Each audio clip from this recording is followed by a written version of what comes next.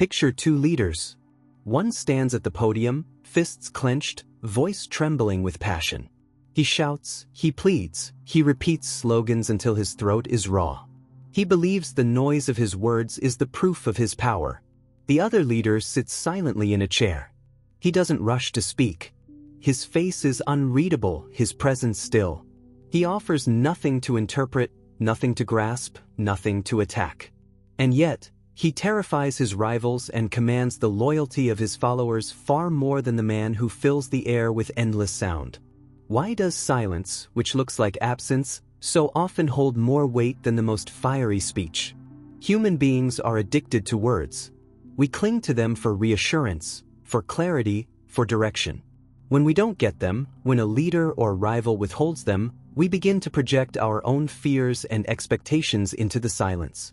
The absence of words creates a void, and that void quickly becomes more powerful than any phrase that might have filled it.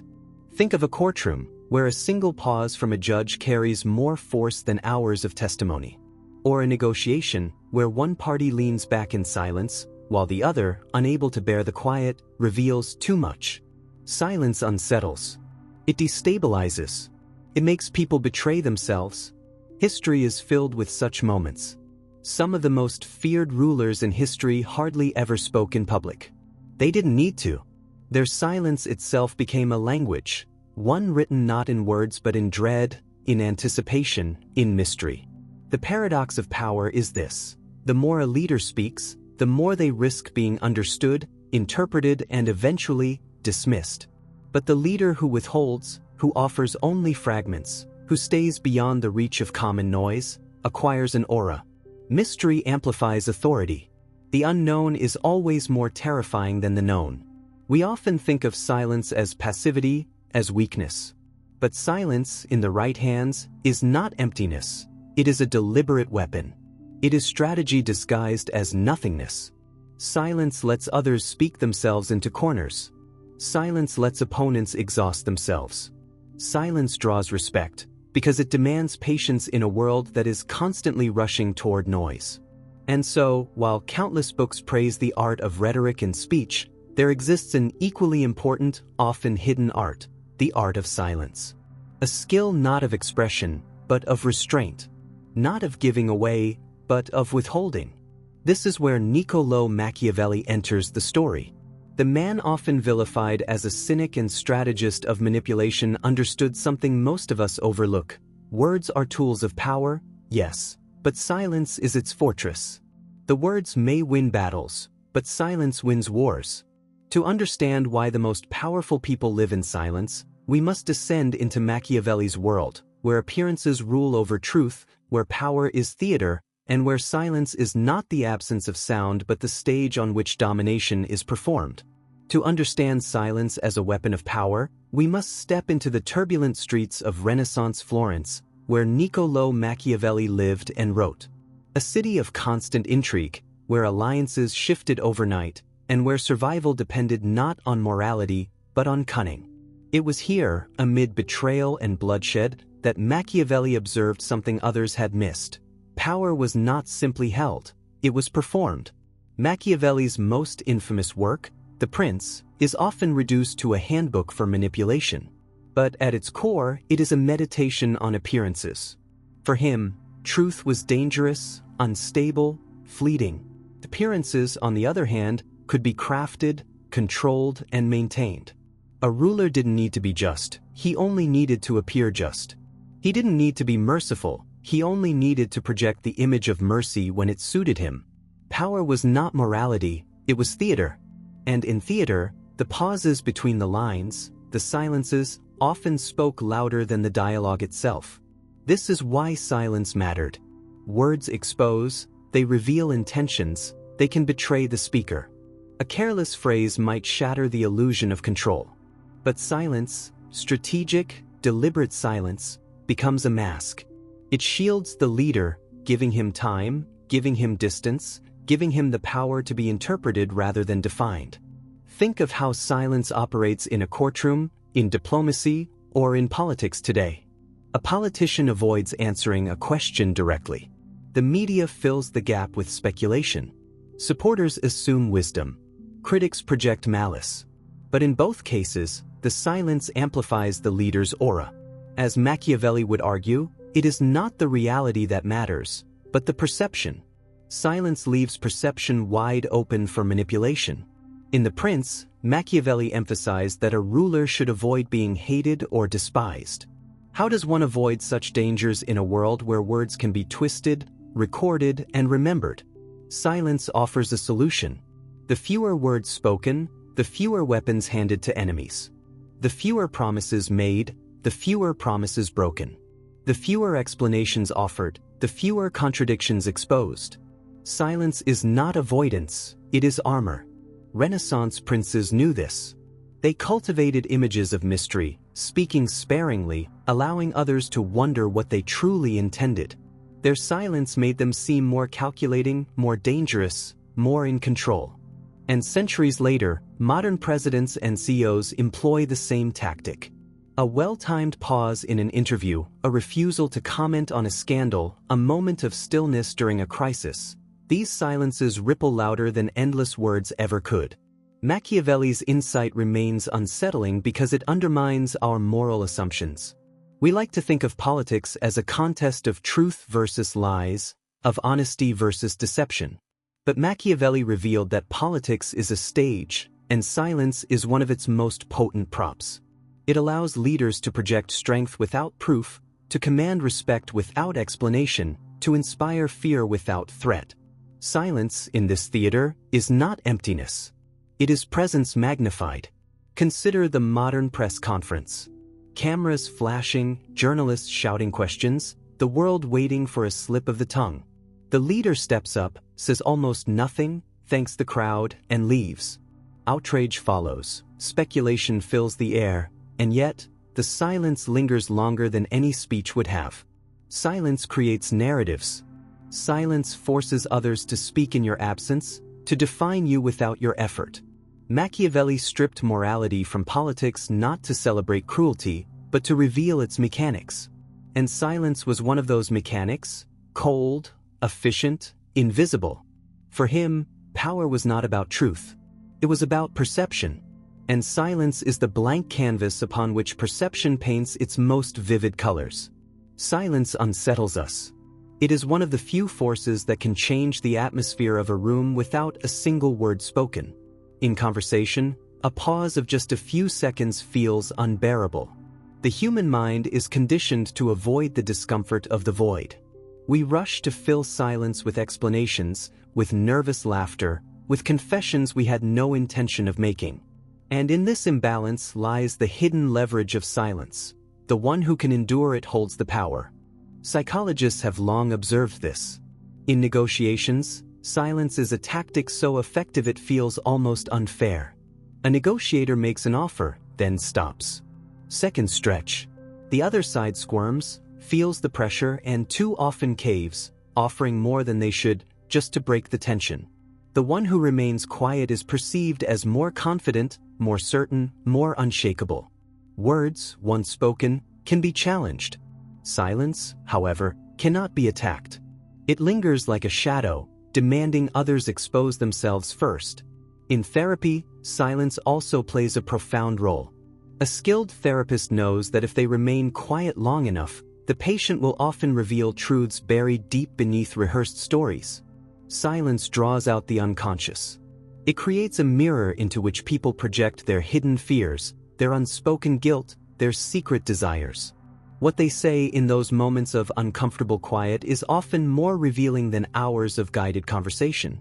The same principle applies in interrogations. Skilled investigators sometimes say less, not more. A suspect confronted with silence often grows anxious, reading into the stillness as accusation, judgment, or hidden knowledge. To break the unbearable weight of silence, they speak. And in speaking they slip. The truth leaks out not under pressure of words, but under pressure of none. This psychology of silence connects directly to Machiavelli's understanding of power. A ruler who speaks too much is like a negotiator who lays every card on the table. He becomes predictable, transparent, vulnerable. But a ruler who holds his tongue becomes unreadable. He forces others to guess his intentions, to project their fears or their hopes onto him. In their uncertainty, he becomes untouchable. Silence, in this sense, is not emptiness. It is a weaponized ambiguity. Modern life offers countless examples of this dynamic. Consider the way tech billionaires are often perceived. Many of them speak rarely, avoiding interviews, revealing little of their inner worlds. Yet their silence creates a mystique, a sense of genius or danger beyond what their words could ever confirm. Their companies, their technologies, their wealth, all become amplified by the fact that their personal silence leaves room for speculation. Are they visionaries, revolutionaries, or something darker? The fewer words they speak, the larger the myth grows. Or consider the courtroom. A politician may deliver endless speeches to sway public opinion, but a judge speaks only in moments of gravity. A few words, or even silence, carries more weight than hours of rhetoric. The quiet authority of the bench overshadows the noise of politics. Silence is not weakness. It is power distilled into its purest form. This is why silence has always been the companion of those who command. It is not the silence of passivity, nor of fear. It is silence wielded deliberately, as a mirror in which others reveal themselves. Machiavelli recognized that rulers must often act, but they must rarely explain. For explanation weakens, but silence allows others to write the story for you. The psychology is simple, yet profound. People cannot tolerate silence. They fill it with their assumptions, their anxieties, their need for certainty.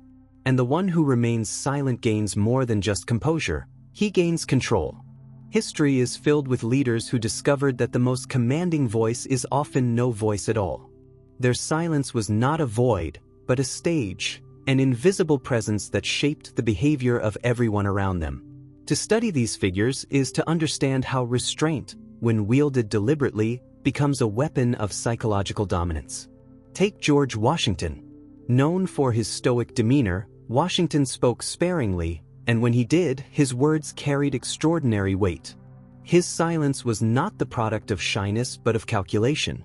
In a time when fiery speeches and dramatic gestures defined leadership, Washington chose another path. He let silence create distance, mystery, and reverence. His soldiers respected him not because he spoke endlessly, but because his rare words came with the force of inevitability. Even as the first president, his deliberate restraint established the office as one of dignity, not noise. Washington proved that silence can craft an aura of authority stronger than rhetoric. Contrast this with Joseph Stalin, whose silence inspired not admiration, but terror. In meetings, Stalin often said little, letting his subordinates debate, argue, and expose themselves. His lack of reaction was itself a judgment.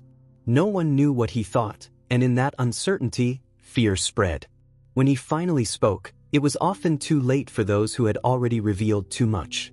His silence created paranoia, an invisible pressure that forced even the most loyal allies to second-guess themselves. In Stalin's Russia, silence was not golden, it was lethal. Then there is Queen Elizabeth I, who mastered the art of pause. In her court, she often waited before responding to questions, sometimes letting silence stretch to uncomfortable lengths. This was not hesitation, it was performance. Every pause made her answer seem more deliberate, more considered, and therefore more powerful. Her silence turned dialogue into theater, elevating her presence above those around her. Where others sought to fill the void, Elizabeth understood that the void itself was her greatest ally. In modern times, the tradition of silent dominance continues, though in subtler forms. Consider Tim Cook, CEO of Apple. He rarely grants interviews, speaks little about his private life, and shares minimal details about Apple's internal strategies. This silence is not accidental. It builds anticipation. It allows Apple to control narratives not through constant chatter, but through carefully timed revelations. Every product announcement becomes an event precisely because so little is said beforehand. Cook's silence keeps both competitors and consumers in suspense, giving Apple unrivaled control over perception. What unites these figures is not just their restraint, but their understanding that silence is a language of its own. Washington's silence conveyed dignity. Stalin's silence spread fear. Elizabeth's silence projected calculation. Cook's silence generates mystique. The effect depends on context, but the underlying principle remains the same. Silence forces others to fill the void with their own interpretations. Those interpretations often magnify power beyond what words alone could achieve. Machiavelli would have recognized all of them as masters of his principles. He argued that appearances matter more than truth, and silence is the ultimate amplifier of appearance. By saying less, one reveals less, risks less, and controls more. A silent leader cannot be easily read or opposed, for no one can pin down what is not spoken. Through these examples, history reveals an uncomfortable truth. Silence, often mistaken for passivity, is one of the most active strategies of power. It is the art of making others dance to music they cannot hear, of ruling not through volume but through absence. And for those who can endure it, silence becomes the most eloquent voice of all. If silence is power, then endless speech is its undoing. Throughout history, those who could not resist the temptation to speak, who sought validation in words rather than restraint, have often sealed their own downfall. Words reveal too much. They betray weaknesses, expose contradictions, and once released, can never be taken back. Consider Napoleon Bonaparte. Brilliant on the battlefield, he was equally known for his torrent of words, dictating letters late into the night, justifying himself in speeches, producing endless proclamations. Yet the more he spoke, the more his myth eroded. His enemies learned his temperament, his insecurities, even his impulses. His words betrayed the image of invincibility that silence might have preserved. Napoleon conquered Europe with armies, but he surrendered his mystery with speeches. Contrast this with leaders who drown themselves in verbosity during moments when silence would have been far more effective. Richard Nixon's infamous tapes are a monument to the perils of endless words. Had he stayed silent, had he resisted recording his thoughts, the Watergate scandal might not have destroyed him. But in his unguarded words, paranoid, conspiratorial, desperate, he exposed the raw truth of his character. He handed his enemies the very weapons that undid him. In our own time, the danger of overexposure has multiplied. Social media has transformed leaders, celebrities, and ordinary people into broadcasters of their every thought. Each tweet, each post, each live stream peels away the layers of mystery. What once was carefully hidden is now endlessly documented, archived, and dissected. Oversharing erodes authority because it strips away the aura of distance that power requires. A leader who posts daily selfies, who comments on every issue, who endlessly explains himself, begins to appear less like a figure of strength and more like just another voice in the crowd. Machiavelli warned of precisely this. He argued that a ruler should never fully reveal himself. Appearances must be managed, and mystery must be preserved. Endless words, he knew, destroy both. A speech can inspire, but too many speeches reveal contradiction. A confession may win sympathy, but too much honesty dismantles the illusion of strength. The prince, Machiavelli insisted, should always remain partially veiled, always unknowable. Modern culture, however, rewards the opposite. Politicians saturate the airwaves. Influencers broadcast their daily routines. Public figures overshare in the hope of connection. But connection is not power. Familiarity breeds contempt, and those who cannot resist the lure of constant speech soon find that their influence weakens as their words multiply. The trap of endless speech is that it feels like control. To speak is to direct attention, to command the moment. Yet in truth, it surrenders control by handing others the raw material of your downfall. Every word can be twisted, replayed, used against you. Silence cannot. And so, history teaches us that true authority often belongs not to those who speak the loudest, but to those who know when not to speak at all. Words can build empires, but they can also dismantle them. Silence, when chosen deliberately, leaves nothing to dismantle. We live in an era where silence has nearly vanished. Every thought, every opinion, every fleeting emotion is instantly broadcast into the digital ether. Social media has created a culture of relentless noise, rewarding those who post constantly, comment endlessly, and fill every second with chatter. In this world, silence is not simply rare, it is almost radical. Yet, paradoxically, those who wield true influence often embrace silence as their most powerful weapon. They do not scramble to comment on every trend or chase relevance in every conversation. They remain cryptic, elusive, sometimes absent altogether. And in that absence, they grow larger. Their silence forces the world to wonder, speculate, and project meaning onto the void they leave behind. Consider the digital landscape of celebrities and politicians who flood timelines with words, videos, and opinions. Their presence feels heavy for a moment, but quickly fades into the endless scroll. Now contrast that with the rare figure who posts sparingly, who says little, but when they do, the world stops to listen. Their restraint becomes a magnet, a mark of mystery in a culture drowning in noise. Silence in today's world is no longer just a tactic, it is a luxury. To be silent is to declare independence from the compulsion to perform, to sell, to explain. In a marketplace where attention is the most precious currency, silence is the rarest commodity. Only those with true confidence, or true power, can afford to say nothing. Psychologists have noted how silence in conversation creates tension. In digital life, the same is true. A brand that suddenly stops posting triggers speculation. A public figure who vanishes from platforms invites curiosity. Silence, in this way, becomes louder than words. It compels others to fill the gap with their own imagination. And in that imagination, myths are born. Machiavelli's insight finds new life here.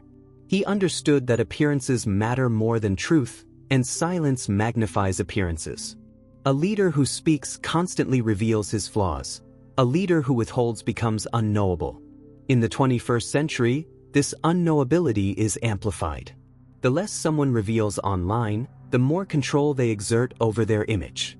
Silence becomes the ultimate filter, stripping away noise, leaving only the curated fragments that fuel speculation. But silence is not only a strategy of the powerful.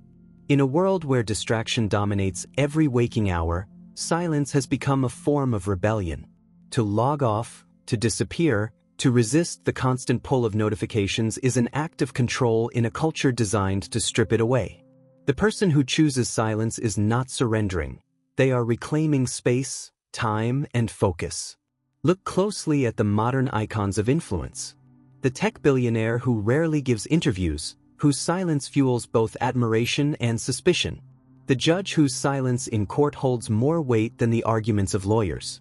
The enigmatic artist who vanishes between projects, returning not with endless commentary but with a single work that shakes culture.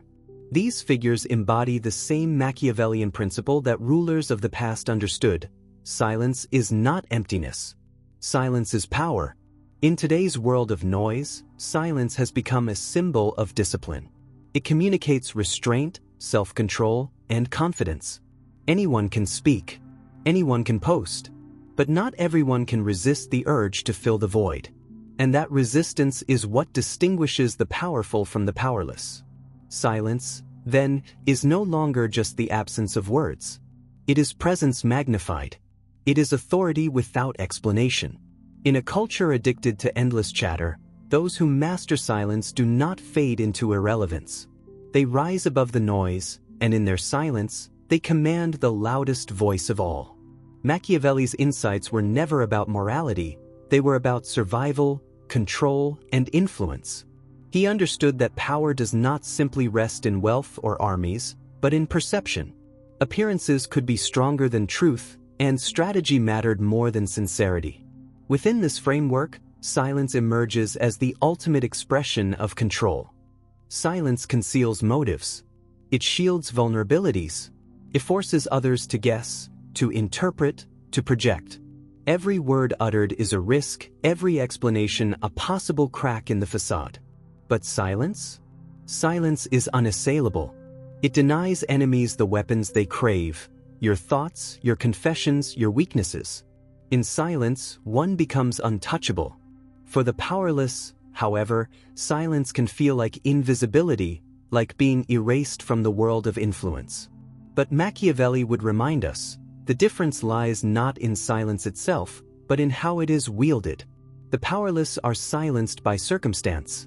The powerful choose silence deliberately, turning it into a stage upon which others act. While one remains mute and forgotten, the other remains silent and unforgettable. In history, in politics, in personal life, the same truth repeats. Those who control their words control their image. They dictate not through endless noise, but through carefully measured absence. Their silence becomes a mirror in which society sees what it wishes, or fears, to see. The fewer words spoken, the larger their shadow grows. And so we return to the paradox of the modern age. In a time when everyone is desperate to be seen, to be heard, to be constantly validated, silence becomes the rarest performance of all. It signals confidence, mastery, and an unwillingness to play by the rules of endless exposure. Silence is no longer emptiness. It is the most calculated presence imaginable. Perhaps this is the final Machiavellian secret. The loudest voice is not always the one that speaks the most. It is often the one that withholds, the one that lets curiosity, speculation, and fear do the speaking instead. In a world consumed by shouting, it may be the quiet figure who commands the deepest authority. And so the question remains, in this theater of endless noise, will you fight to be heard, or will you master the silence that makes others listen without a word?